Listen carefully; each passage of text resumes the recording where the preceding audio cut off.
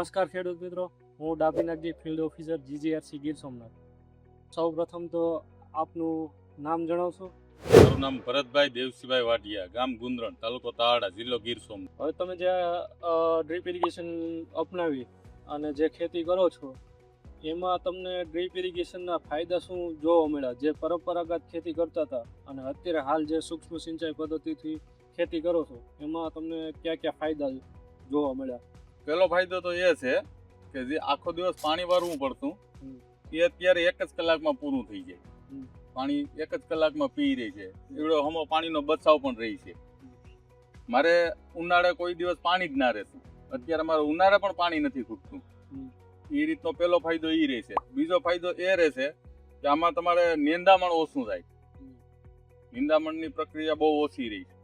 પછી ત્રીજામાં એવું છે કે જે ઓલામાં ઉત્પાદન આવતું એમાંથી 40% આમાં ઉત્પાદન પણ વધારે આપે છે.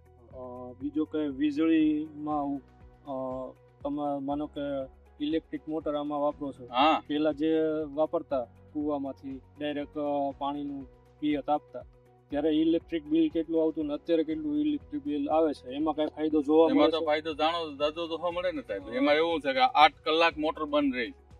આ 1.5 કલાકમાં જ પિયત થઈ જાય છે પૂરું. ને ઓલી 10 કલાકે થતું.